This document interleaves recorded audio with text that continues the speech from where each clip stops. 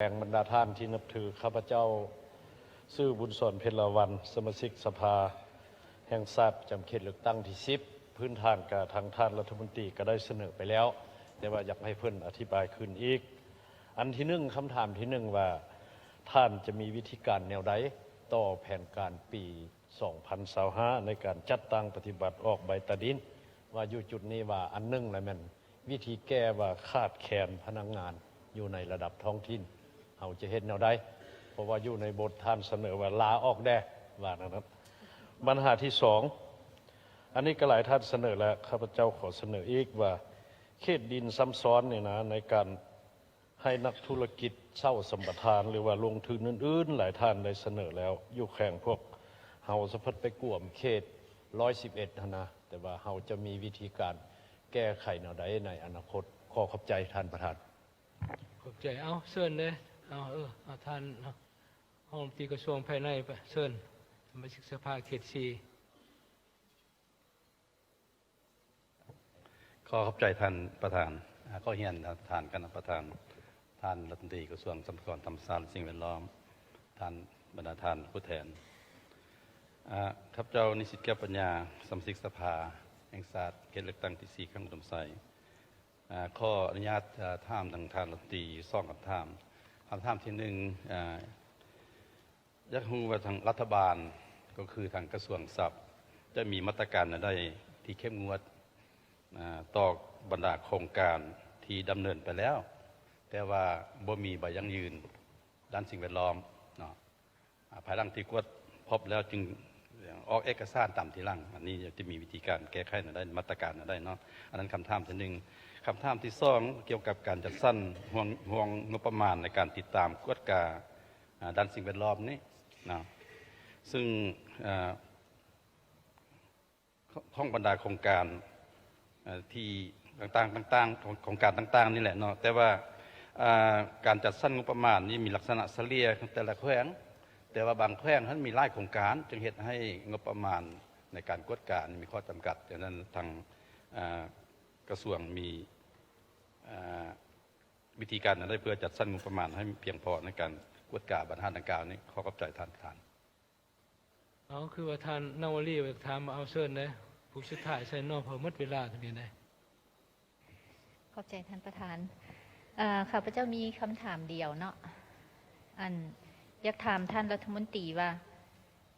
โครงการออกใบตาดินของพวกเขานี่นะออกใบตาดินให้ประชาชนนี่นะ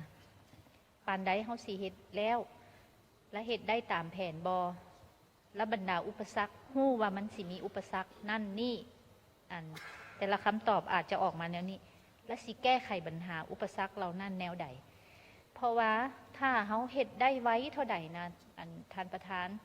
ตัวนี้นะยังมันจะเป็นรายรับมหาศาลตัวหนึ่งแรงรายรับหนึ่งของรัฐบาลเพราะฉะนั้นตัวนี้อยากให้เป็นเวียกบุริมาสิทธิ์แต่หน่อยหนึ่งเนาะว่าขาดคนขาดเงินบอกขาดอีกอย่างแล้วสิแก้ไขแนวใดตัวนั้นการออกใบตาดินข้าพเจ้าฮู้ว่ามันบ่เป็นเวียกง่ายแต่ว่าเขาก็ต้องได้เฮ็ดเนาะเจ้าขอขอบใจท่านประธานต่อไปขอเชิญท่านรัฐมนตรีให้ความกระจ่างแจ้งตื่มใส่เวลา5 นาทีพยายามตอบสั้นๆปัญหาประเด็นที่มีความมั่นใจตอบได้ปัญหาใดที่บ่ทันตอบได้ก็ขอตอบเป็นหลักซ้อนก็ได้เชิญขอบใจท่านประธานขออนุญาตตอบคำถามเนาะกับทั้งหมด7 ฐานที่ได้เสนอมานี้ในคำถามเกี่ยวกับปัญหาเรื่องเสาสัมปทานนี้เนาะกับเป็นเวียกหนึ่งที่พวกเขาได้รายงานมาสุดก่อนนั้นหมายความว่าพวกเขาได้พบเห็นแล้วเนาะว่าการเสาสัมปทานมีการจับจองและก็บ่ได้ดำเนินการนั้นสำหรับโครงการอยู่แขวงเวียงจันทร์นี้พวกเขาได้มีการสรุปรายงานให้ทางกระทรวงเกี่ยวข้องที่อนุมัตินั้นเพื่อเสนอยกเลิกเนาะต่อปัญหาดังกล่าวทางกระทรวงพวกเขาจะสืบต่อในการติดตามสุขโยนี่เกี่ยวกับการพิจารณาแก้ไขต่อโครงการที่จับจองบ่พัฒนาหันสำหรับคำเสนอของแขวงจำปาสักนี้ดินบ่พัฒนาแต่บ่ได้ออกใบตาดินนี้อันนี้พวกเขาขอหับเอาเพื่อจะสมทบกับองค์การปกครองท้องถิ่นเพื่อกวดคืนการนับหูสิทธิ์ของประชาชนในการออกใบตาดินให้หันเนาะนี่พวกเขาจะขอหับเอาสำหรับ การสัมปทานของบริษัทและอยากนำใส่ดินในเขตสัมปทานอยู่แขวงกำมวลนี้พวกเขาก็จะสมทบกับองค์การปกครองและก็ทางแขนงรับผิดชอบโครงการคืนว่าในถ้าเป็นเขตสัมปทานและการนำใส่นี้พวกเขาจะสามารถตัดออกหรือนำใส่ได้คือแนวใดนี้จะสืบต่อในการติดตามและก็สุกยุคืนต่อปัญหาดังกล่าวเนาะสำหรับคำเห็นของสสสเขต 17 เกี่ยวกับการออกใบตะดินบรรลุตามคาดหมายนี้แต่เห็นว่าอยู่ในบางแขวงเมืองได้ออกในดิน3 ประเภทป่าอันนี้พวกเขาก็จะต้องได้มีการกวดกาคืนถ้าว่าบ่ถูกต้องก็ต้องได้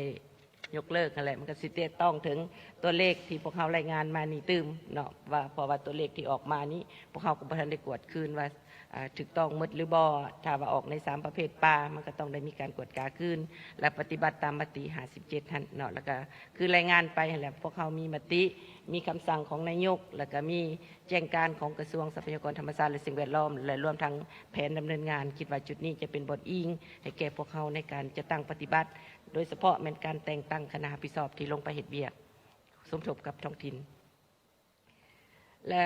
เวียกงานเสาสัมปทานนี้เนาะนี่ก็หับเอาสีสืบต่อเนาะอยู่แขวงอัตตปือเกี่ยวกับการนำใส่ที่ดินครึ่งหนึ่งนั้นในเนื้อที่หักออกจากโครงการลงทุนนั้นอันนี้พวกเขาจะสืบต่อในการติดตามสุกนิ้วตื้มว่ามันขั้นตอนการพิจารณาอยู่ขั้นตอนใดนั้นเนาะสำหรับการออกใบตาดินคาดหมายการออกใบตาดินอยู่ในปี 2025 นี้เนาะก็สิตอบทางท่านนางสสวลีก็ได้เสนอมาคิดว่าตอบไปนำกันเลยเนาะอันที่หนึ่งที่พวกเขาได้รายการเสนอไปเบื้องต้นนั้นเนาะก็ได้เว้าแล้วว่าการแก้ไขปัญหาขาดแคลนพนักงานนั้นพวกเขายังจะสืบต่อได้สมทบกับท้องถิ่นเอาพนักงานที่มีอยู่ขันแขวงนั้นลงไปซอยอยู่ขันเมือง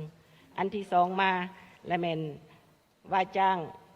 ภาคเอกชนมีส่วนร่วมในการบัดแทกที่ดินเพิ่มเปิดให้ภาคส่วนเอกชนมีส่วนร่วมเนาะ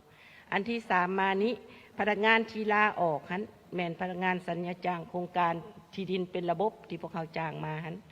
ขสันพวกเขาก็ได้มีการคือเสนอไปว่าจะยุบจุงานหันลง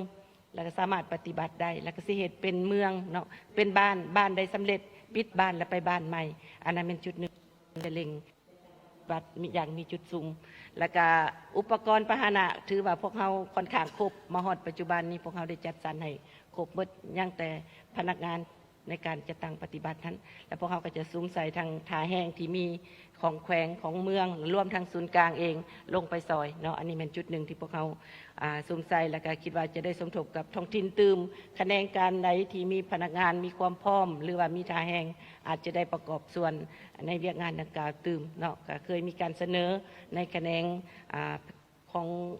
เหตุเวียกงานแผนที่บหรือว่าคะแนนการอื่นที่มีทาแห้งนี้ประกอบส่วนในเวียกงานดังกล่าวตืมและสำหรับ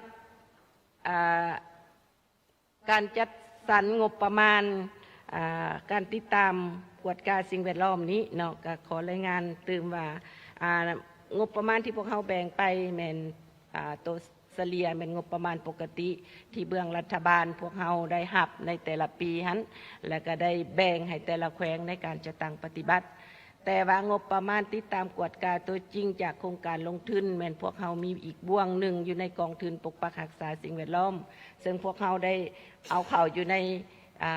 เป็นบ่วงเฉพาะสำหรับติดตามกวดกาโครงการซึ่งท้องถิ่นจะต้องได้มีการสั่งแผนขึ้นแผนทำใส่งบประมาณดังกล่าวเนาะอันนี้ก็อิงใส่จำนวนโครงการหน่อยหลายแม่นการอนุมัติไปตามนั้นและสำหรับการกวดกาโครงการที่บ่ไปตามระเบียบการนั้นหรือว่าบ่มีเอกสารนั้นพวกเขากำลังดำเนินการแจ้งคืนกวดกาคืนและก็ได้มีการแจ้งต่อโครงการที่บ่ได้ดำเนินนั้นปฏิบัติตามกฎหมายถ้าว่าบ่ปฏิบัติพวกเขาก็จะสืบต่อในการเสนอในการโจะหรือว่า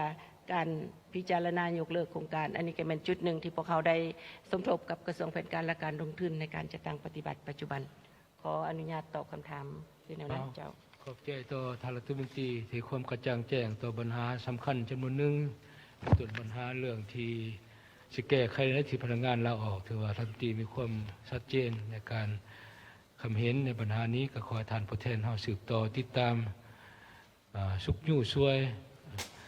พนักงานขันเมืองขันแขวงในการแก้ไขปัญหาการเอาเบตาดินนี่แหละเอาแสดงความขอบใจหลาย